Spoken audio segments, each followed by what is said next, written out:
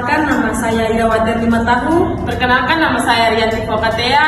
Kami dari Program Studi Pendidikan Bahasa dan Sastra Indonesia Universitas Khairul Ternate Dari kelompok 7 akan membahas materi tentang psikolinguistik eksperimental dengan materi eksperimental dalam bidang bahasa yang melibatkan tentang perilaku berbahasa.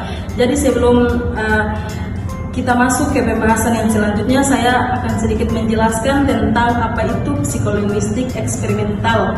Nah, jadi psikolinguistik eksperimental ini merupakan subdisiplin psikolinguistik yang diorientasikan untuk membahas tentang hal-hal yang berkaitan dengan eksperimen-eksperimen dari berbagai bidang yang melibatkan bahasa dan perilaku berbahasa.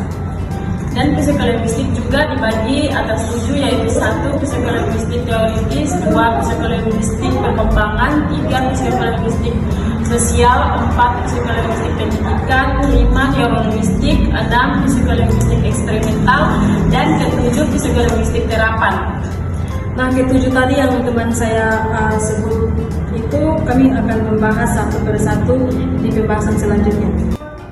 Jadi yang pertama ada psikolinguistik teoritis. Psikolinguistik teoritis mengkaji tentang hal-hal yang berkaitan dengan teori bahasa, misalnya tentang hakikat bahasa, ciri-ciri bahasa manusia. Dan yang kedua psikolinguistik perkembangan. Psikolinguistik perkembangan berbicara tentang pemenuhan bahasa, misalnya berbicara tentang teori pemenuhan bahasa, baik pemenuhan bahasa pertama maupun pemenuhan bahasa kedua. Dan yang ketiga psikolinguistik sosial. Psikolinguistik sosial sering juga disebut sebagai psikolinguistik berbicara tentang aspek-aspek sosial bahasa, misalnya aspek bahasa alkultural, budaya, kejut budaya, jarak sosial, periode kritis budaya, panjana bahasa, pendidikan, lama pendidikan, dan sebagainya. Dan yang keempat psikolinguistik pendidikan. Psikolinguistik pendidikan berbicara tentang aspek-aspek pendidikan secara umum di sekolah, terutama mengenai peranan bahasa dalam pengajaran bahasa pada umumnya, khususnya dalam pengajaran membaca, kemampuan berkomunikasi, kemampuan berpidato. Nah, jadi psikolinguistik eksperimental ini kan dibagi atas 7. Tadi teman saya sudah sedikit menjelaskan eksperimental dari yang pertama sampai yang keempat. Jadi yang saya akan tambahkan lagi. Nah, dan yang kelima ini ada neuropsikolinguistik. Jadi neuropsikolinguistik ini berbicara tentang hubungan bahasa dengan otak manusia. Misalnya otak sebelah manakah yang berkaitan dengan kemampuan berbahasa. Saraf-saraf apa yang rusak apabila seseorang terkenal afasia Broca, dan saraf manakah yang rusak apabila terkenal afasia Wernicke. Apakah bahasa itu memang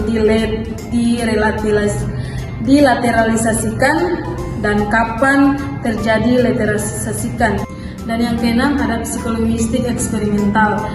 Jadi psikolinguistik eksperimental berbicara tentang eksperimen-eksperimen dalam semua bidang yang melibatkan bahasa dan perilaku berbahasa.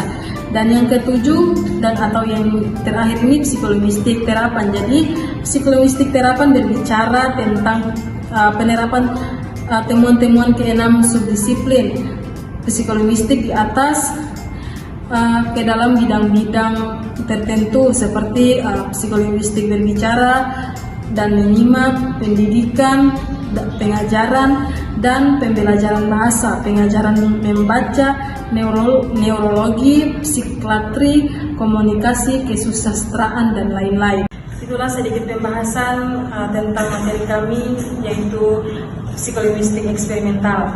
Sekian dan terima kasih. Bye-bye.